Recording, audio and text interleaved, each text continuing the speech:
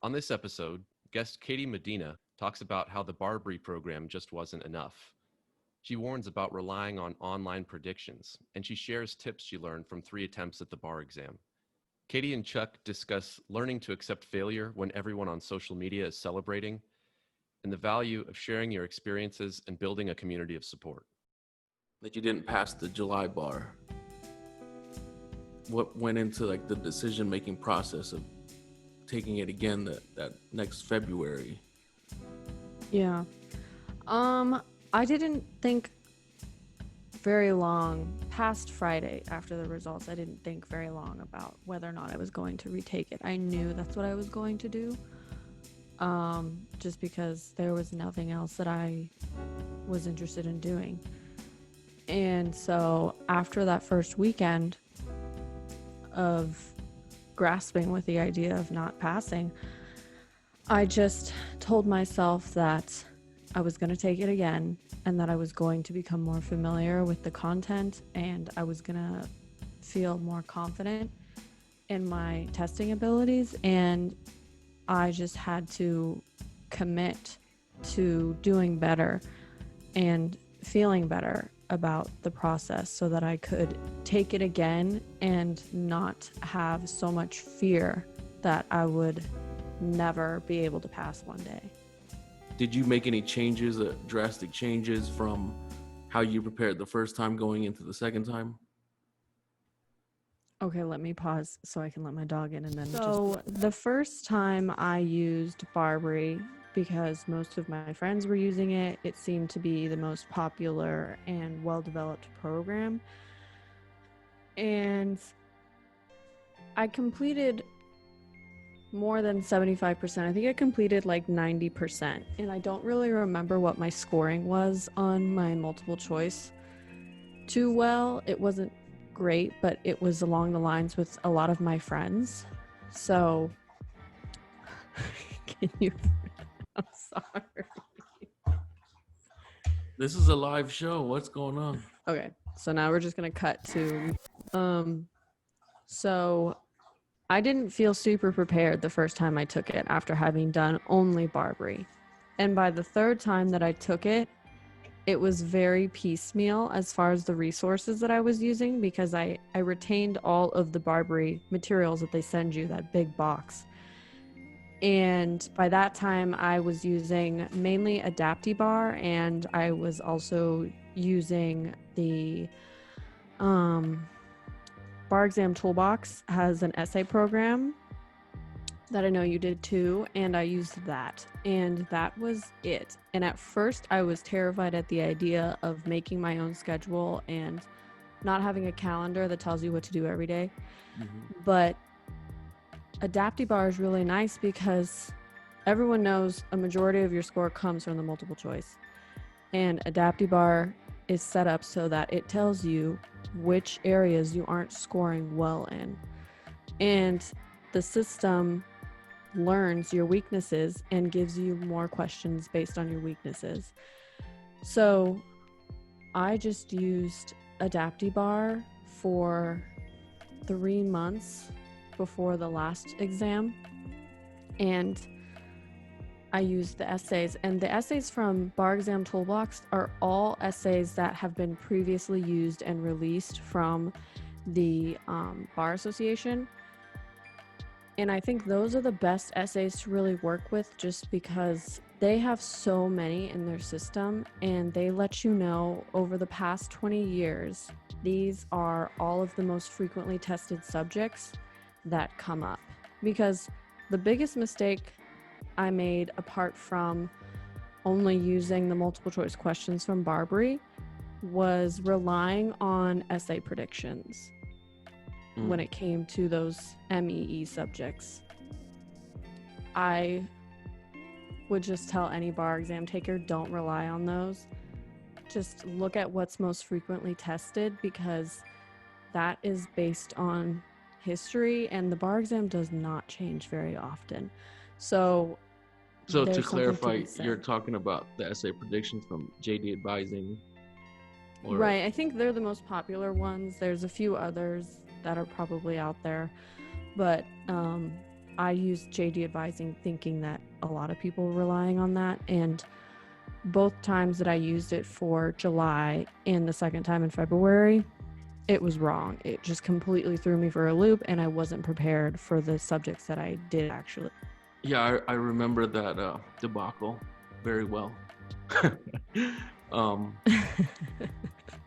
yeah, I think you brought up a great point about finding what works, and I also used the same I would say supplementary tools that you mentioned with AdaptTheBar, and you were the one that sort of recommended the bar exam toolbox to me, and that was super helpful. And yeah, I think it's important to adapt, what you're gonna do if you have to take the subsequent time, because you did something the first time, and you can't really put your finger on exactly like where you went wrong, but you're doing your program, it's hard to tell, like, do I know enough? You just hope you're making mistakes, but they'll get corrected. It's Well, really here's how cool. you tell. When you read the question, when you read the call of the question, you should know what they're testing. You should already know after reading the prompt what rule is being tested, or exception. So if you are doing your practice questions and you get to the point and you, before you even look at the answers and you don't know what it's about, then you don't have enough foundation. And the other part of that is having good questions. Now it's different for everyone, but the questions in Barbary were not good for me personally as a learner. They weren't that reflective of the actual questions that you get on the exam. And that's because I think they're writing their questions in order to teach. So they're a lot longer, and there are some long questions on the bar, but they're not some of their questions are like really old, but AdaptTheBar's questions are all real questions that have been used on previous bar exams. I feel like an unsuccessful bar exam has a dramatic impact on your life in a lot of ways, but we can start with social media. This is certainly a social media age. Mm-hmm. The day the results come out is a big day on social media for people that passed. It has a major effect on whether you're a big consumer on social media. You might not want to be exposed to it on that day. I remember that first weekend that I didn't pass, because most of my other classmates did. For the entire rest of the weekend, every time you logged on social media, you see someone's new post about that shows their section where their name is placed on the list and they have it circled, and you saw that almost every time you opened social media. So while you're going through your own grieving process and whatever emotions that you're feeling, you are kind of halted every time you go to social media and see that other people are on the other side already. So if you do not pass, I would just advise not to be on social media. But to that same end, I know that there's a lot of people that also posted in recognition of those that didn't pass, either as like, hey, congrats to all those who did pass, and for those who didn't, don't worry about it, that was a really hard exam. And sometimes that's nice to see as well too, because you don't want to think that they were light years ahead of me in terms of understanding this exam, and that exam was so easy for them, whereas I'm over here and I'm like, wow, that was so hard, and obviously it was so hard that I didn't pass. So it's kind of nice. You have to find a middle ground, I think. It probably depends on the person, dependent on, again, their resilience, like we were talking about earlier, and their own ability to accept failure and move on from that and learn from it. But I was one of those people that was like, I'm not going to post my name when it does happen for me, because I knew how it felt to see everyone else's name but your own. I kind of took the position like I wanted everybody that passed to be celebrating, to be happy, and not have to take the time to like worry about me or feel like they shouldn't, celebrate too hard or post too hard because of me. But it was odd because it was like I appreciated the sentiment, but at the same time I'm not trying to take away from your achievements, and it was just a really awkward place to be in, right? Yes, I think there's definitely joy and happiness for the others that passed, because you do want everyone that you went to school with to pass. It's important for the integrity of your degree and the reflection on the school for everyone to pass. You don't want a low passing average. So you are happy for them, but you don't want to be a burden, like what you were saying, and feel like they need to take time out of their really happy day to comfort you. So I found that the people that I really wanted to talk to were the other people that I knew were in the same position as me. And I remember reaching out to you and some others that I recognized were in the same position. And those are the people that you want to be talking to, because they're the ones that understand most what you're going through. Yeah, and that comes to, it's a great transition to my next point. There's this bond that is forged between people that have failed the bar before, and it was literally the reason or how this whole project came about, and it was very consistent. And in my judicial law clerk job, I was working with, or I was sort of in a position where I was interacting with a lot of attorneys, a lot of judges every day, and the ones that had to take the bar multiple times, they really went out of their way to reach out, when they found out that I wasn't successful, and sort of like, give advice, let me know that it was going to be fine, that the same thing happened to them, because it's a tough time when you have to question, whether you're good enough. It was this really deep understanding of, look, we can get over this thing, and at the same time, like, it was really helpful to talk to someone that understands from a perspective that's really deeply personal.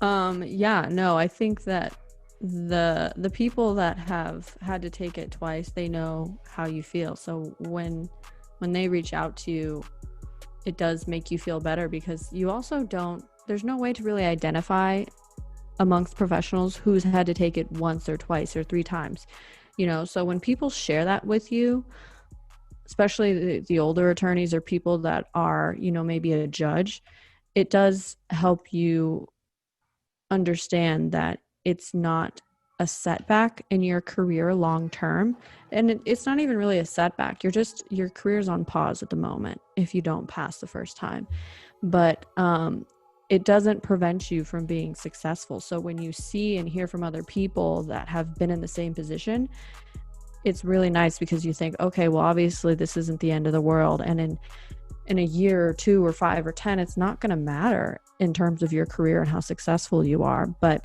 I will also say that I think that the people that did pass on the first time, everyone that has taken the test knows how hard it is. So there's no real shaming going on. Everyone understands that this is a hard exam. So even for those that did pass on the first try, they're still very supportive of the people that didn't.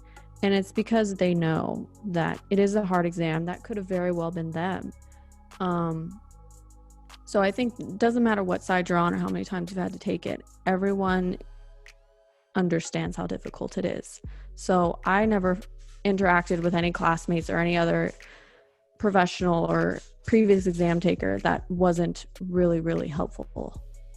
So failing the bar exam affected my life in a lot of ways. I think the best way to describe it for people that I think are curious It's like it kind of turns your world upside down, because the whole goal is to take those 3 months after law school, prepare for it, and then pass it, and then you start planning off of that.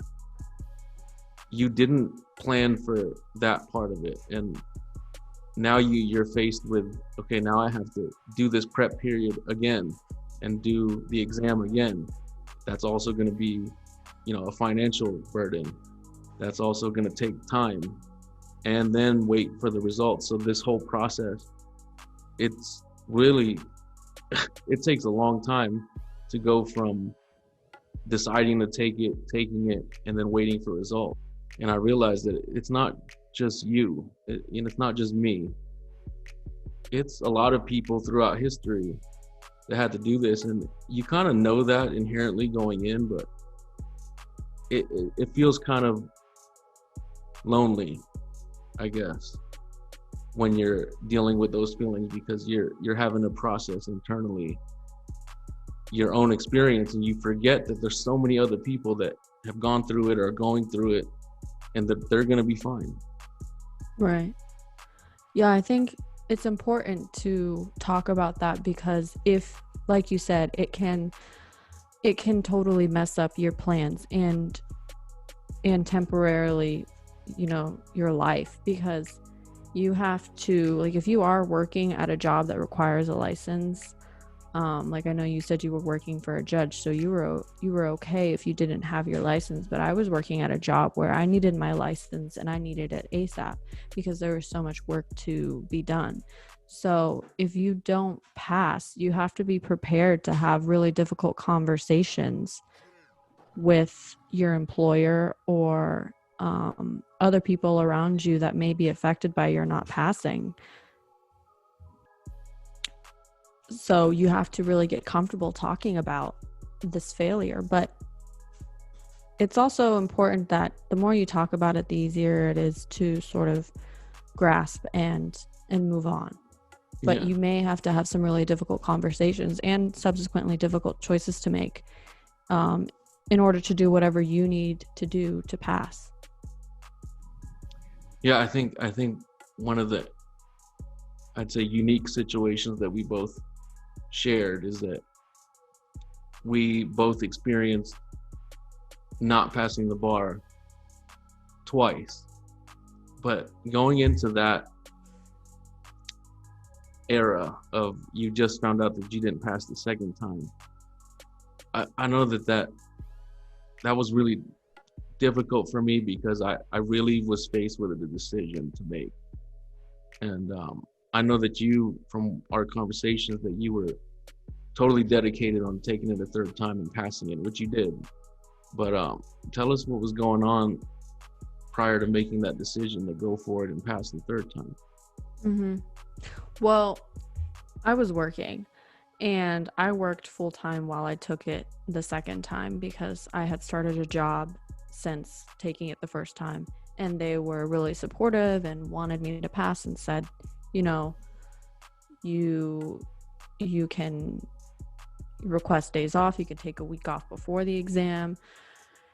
So I did all of that, but working and studying is a very, very personal decision.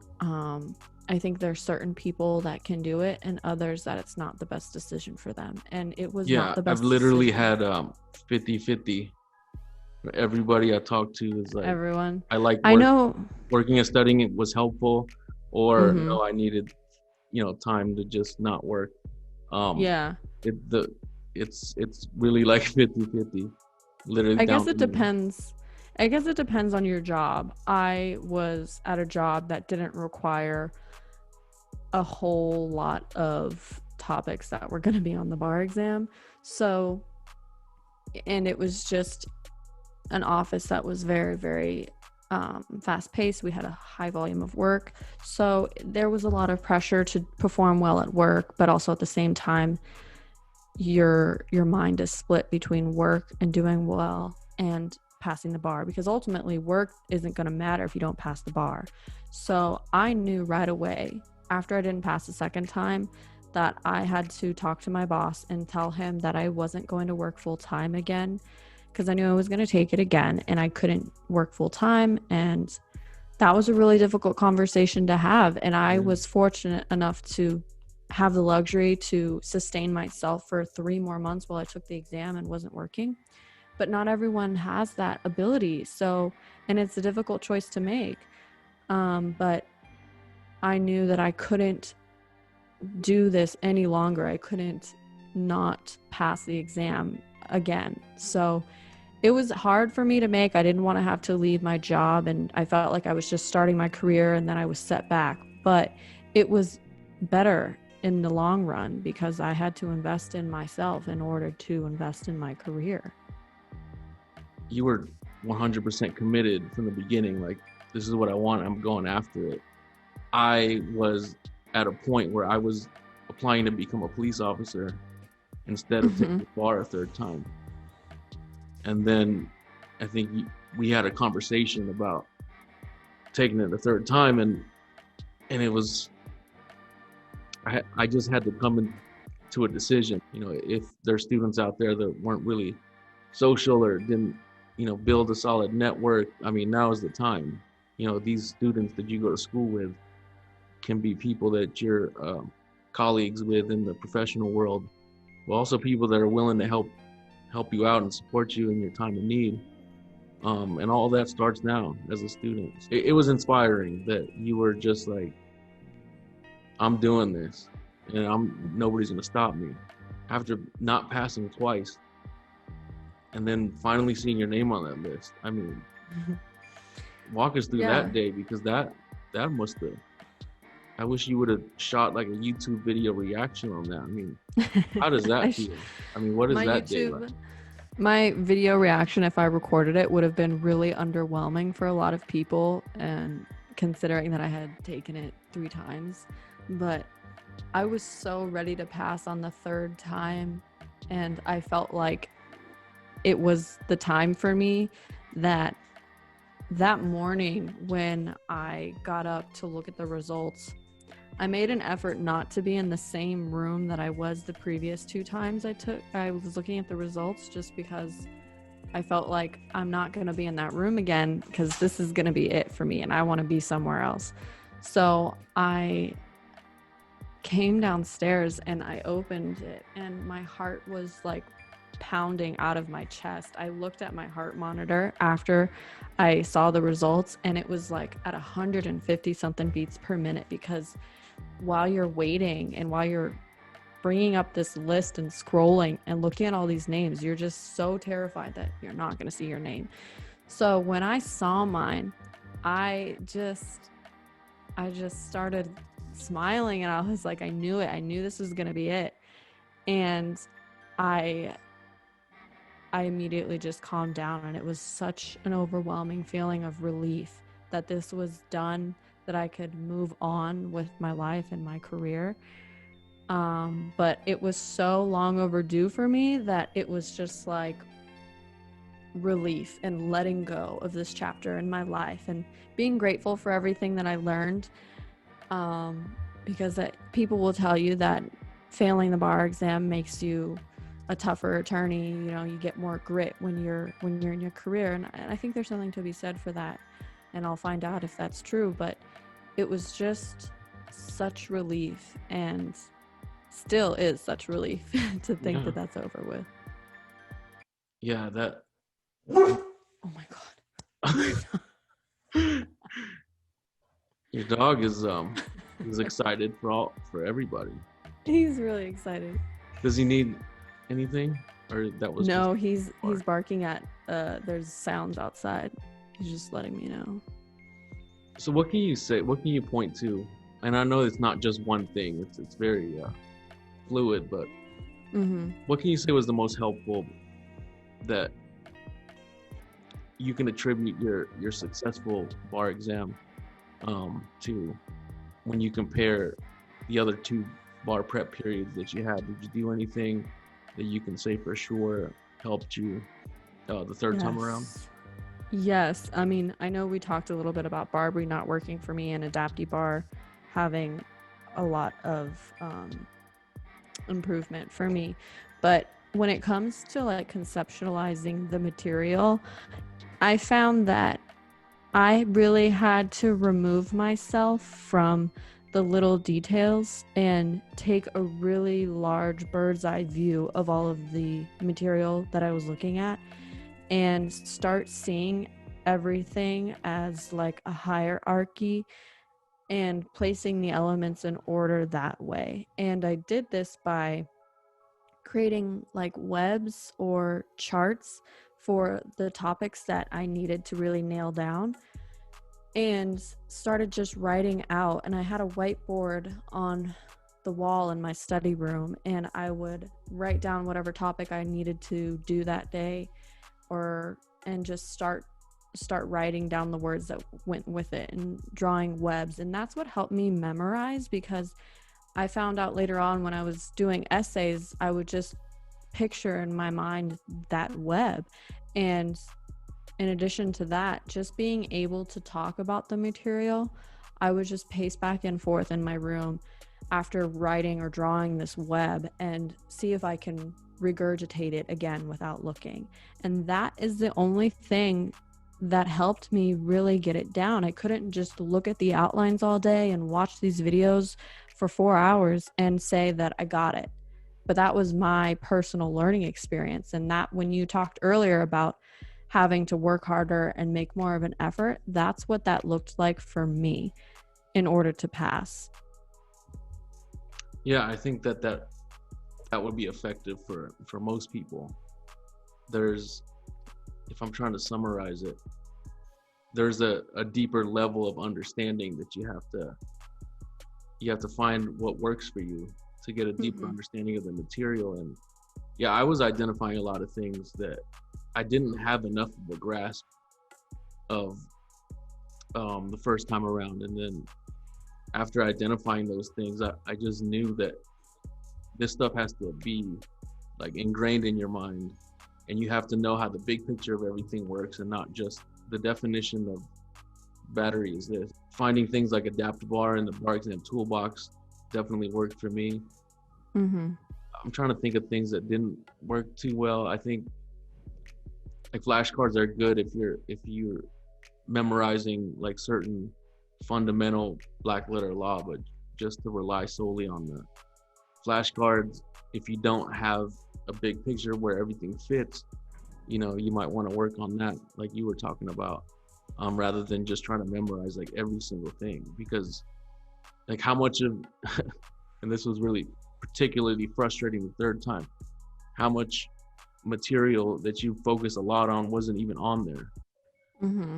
Right. I remember studying really hard for Civ Pro because it was probably one of my worst essay subjects in the last 2 bar exams, and it wasn't even on the third one I took. And I put so much eggs in that basket, that Civ Pro basket. Yeah. And it's like, it wasn't on there, you know, and then stuff that I didn't think was going to be on there based on predictions and stuff, it was. But luckily this time, I didn't focus on just what the predictors, the pollsters were saying about which essay subjects were going to be on there. Like, you have to just put yourself in that mindset that they're all going to be on there. Yeah. You have to know enough about every single one. Definitely. There's certain things that you know are going to be on there, and investing in those topics is really going to be worth it. And we're going to go into the question bag. These are questions from students that are about to take the bar exam, and they want to know. First question out of the question bag. Okay. Do you have to study 10 hours a day to pass the bar? No. I think anyone you ask is going to say 10 hours a day, like, that's too much. How many hours of that are you actually retaining what you're learning? I think most people, even that took it the first time and passed, were between that 6 and 8 hour a day range.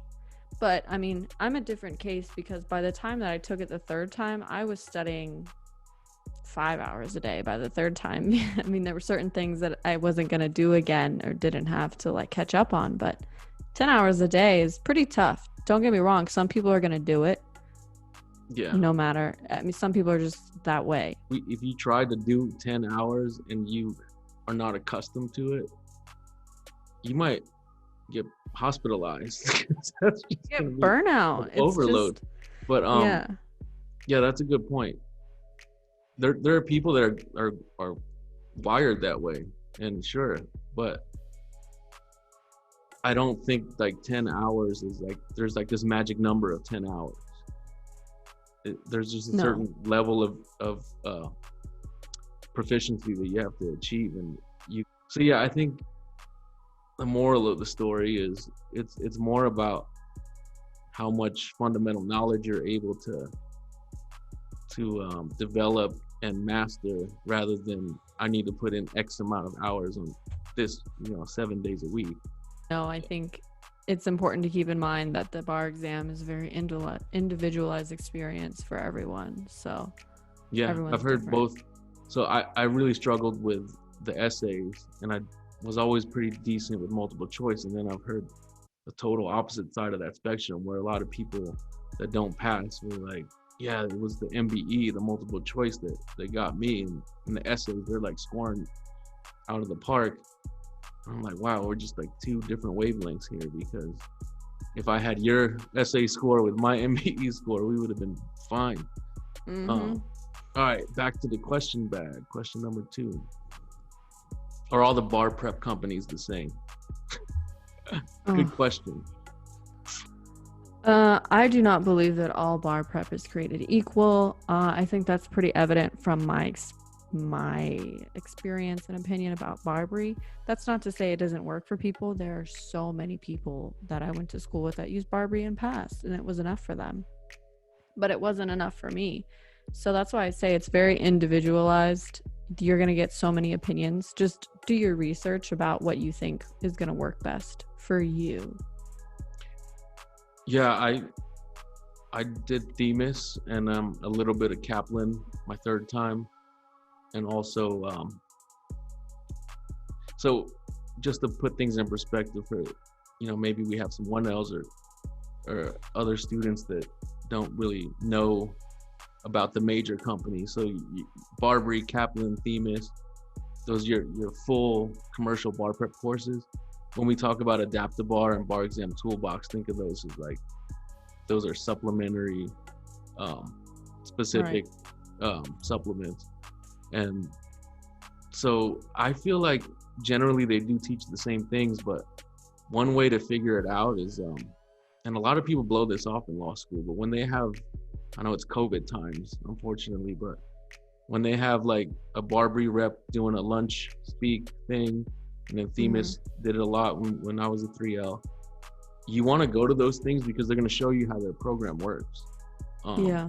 And I'd go to those things because they offered free lunch and there wouldn't be a whole lot of people in there. And then they have all these questions about like, oh, which one's better, Themis or Barbary or Kaplan? It's like, well, go to the freaking lunch things and go talk to the reps, because they can literally show you what the program looks like. And you're going to be doing that program every day for 3 months. So you might want to look into it. But you can test them all out before you even pick one, because they're expensive. If you can be a rep and get it for free or however they do it, try to get in on that. But I've heard a lot of good things about all of them. Before you passed the bar, how confident were you in while you're waiting for the score? I have to kind of paraphrase it. While you're waiting for your score, and before you found out you passed, did you know that you were going to pass it? That is a really good question, because everyone asks you, how do you think you did after? And I think most people are going to say, well, I don't know very many people that took the bar exam and felt 100% stellar about it. I don't think you can ever take it and feel super great about it. I mean, some people can, but I can't. So you don't feel great about it at all. The first time I took it, I felt like if I pass, something went wrong. I mean, there was no way I should have passed. But by the third time I took it, I really did feel like I have a really great chance of passing, but you still always are going to have a little bit of doubt just because that is the nature of the beast. So, but I don't think very many people take it and feel great about it and feel like, yeah, it's in the bag. No, I totally agree. I mean, the first time that we took it in July 2019 with like basically everyone in our class in Phoenix, I just heard so many people that were totally convinced that they failed it. Yeah. I'm talking like tears and telling their parents like, oh my God, and they freaking pass, and then they pass by a lot. So yeah, you always feel like there's a chance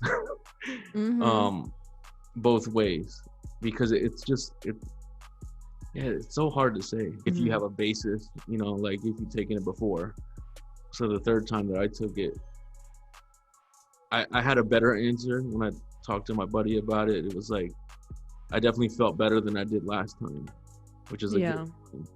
But then I don't want to get into the weeds, but there was like an essay that I should have done well in, and then I kind of struggled.